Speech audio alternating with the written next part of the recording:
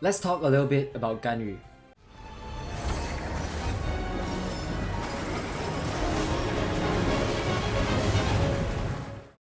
What's going on guys, Mira here, back again with another Genshin Impact video, and today I want to talk about Ganyu.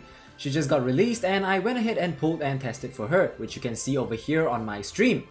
I just wanted to state my conclusions on her and also answer the question, should you pull for Ganyu? By the way guys, I also have made a Ganyu guide, so if you are interested you can check it out over here. I also want to add that the Favonius Bow is a good option for her, since she will be critting a lot because of her passive and getting a lot of energy back to spam her Q. Now, to prevent people from saying that I'm using her wrongly, I did try out the DPS playstyle as well as the support playstyle. Now with that being said, let's talk about Ganyu as a DPS first.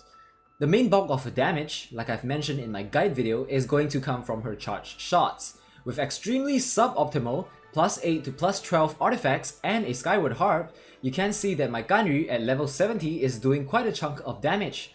Her charged shots, initial damage, and her bloom adds up to over 10,000 damage. Do keep in mind though, my talent on her normal attack is at level 6, so that's all good, right? Now let's talk about her cons. Firstly, her charged shots time.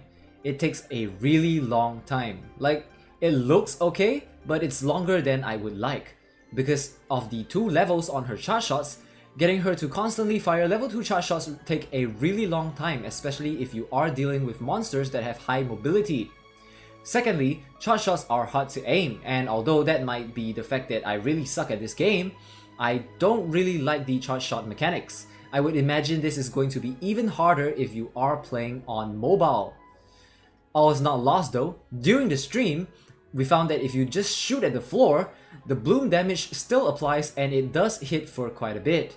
Do note that you will be losing out the initial damage on her charged shots, so there's that as well.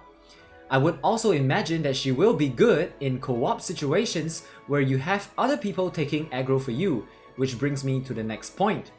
Her elemental skill scales off of her HP, which honestly you have no reason to build on her, and if you have low HP, your E is not going to last very long, which is a little annoying because it quickly gets destroyed and monsters will come after you instead, and your charge shot combos will be broken.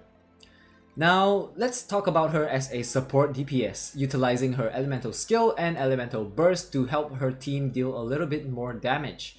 While this is pretty effective when I tried her out with Diluc and Albedo, my problem is that there isn't too much she provides as a support over Diona.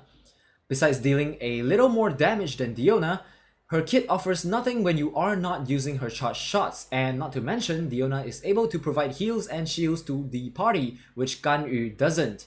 There is basically no contest here. In conclusion, I do feel like Ganyu is a very niche character, one that is very specific to your playstyle. If you enjoy charge shots, she makes for a great DPS, being able to dish out loads of damage with her charged shots.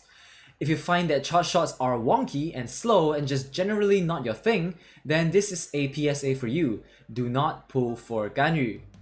So I hope that this video has helped you guys. Of course, I would like to hear your opinions on her, and if you have any additional tips for Ganyu, feel free to leave them in the comments below as well.